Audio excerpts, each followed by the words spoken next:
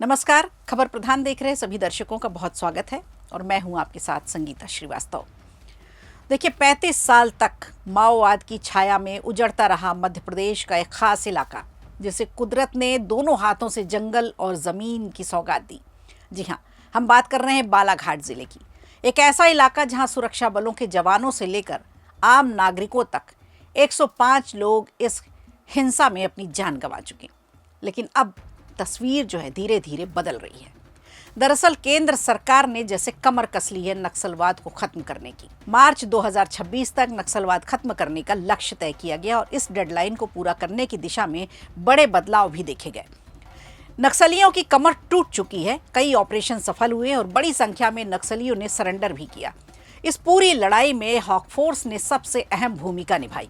आज की इस रिपोर्ट में समझेंगे कि हॉक फोर्स ने कैसे हालात बदल दिए, कैसे इनकी कमर तोड़ी और किस तरह के ऑपरेशन चलाए गए और क्यों कहा जा रहा है कि नक्सल मुक्त भारत का सपना अब जल्द पूरा होने वाला है। बालाघाट में माओवादी असर देखा जाए तो 1990 के आसपास से गहराने लगा था। उस समय पुलिस की संख्या बेहद कम थी और नक्सलियों से मुकाबला करना बेहद चुनौतीपूर्ण था। जंगली इलाका था। धीरे धीरे नक्सलियों ने बालाघाट समेत मंडला और डिंडोरी के घने जंगलों में अपना नेटवर्क मजबूत करना शुरू किया और इसी चुनौती से निपटने के लिए मध्य प्रदेश पुलिस ने 1998 में एक स्पेशल यूनिट बनाई, हॉक फोर्स के नाम से। इसका उद्देश्य था अविभाज्य मध्य प्रदेश के सभी नक्सल प्रभावित इलाकों को माओवादी गतिविधियों से दूर करना, माओवादी गतिविधियों को यहां से समाप्त करना। हॉक फोर्स का मुख्यालय पहले भोपाल में था, लेकिन 2020 में ऑपरेशन के बेहतर संचालन के लिए इसे बालाघाट जिले में शिफ्ट कर दिया गया और ये वो जगह थी कनकी। इसे कनकी में शिफ्ट किया गया। ये बदलाव बेहद ज़रूरी था क्योंकि इससे फोर्स ज़मीन पर और करीब से काम कर सकती थी। नक्सल उन्मूलन सबसे जोखिम भरे ऑपरेशनों में से आता है। इसी वजह से हॉक फोर्स के जवानों को विशेष भत्ता भी दिया जाता है, उनकी विशेष सुरक्षा दी जाती है। नक्सलाइट ऑपरेशन रिस्क अलाउंस, ये है उनके भत्ते का नाम। ये भत्ता औसत पुलिस वेतन से लगभग 70% ज़्यादा होता है। अब ऐसा क्यों?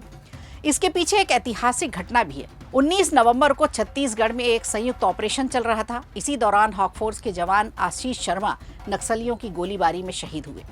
उन्होंने शहादत से पहले तत्कालीन मुख्यमंत्री शिवराज सिंह चौहान से इस भत्ते की मांग की थी।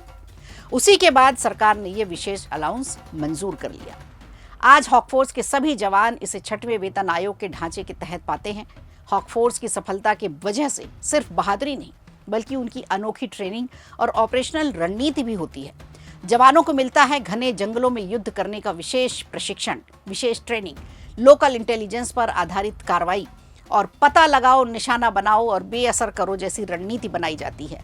नियमित सर्चिंग होती है, सीज ऑपरेशन होते हैं और पूरे इलाके में, पूरे क्षेत्र में नियंत्रण इन रणनीतियों की वजह से नक्सलियों पर होता है, जिसकी वजह से नक्सलियों का पूरा नेटवर्क कमजोर कर दिया गया।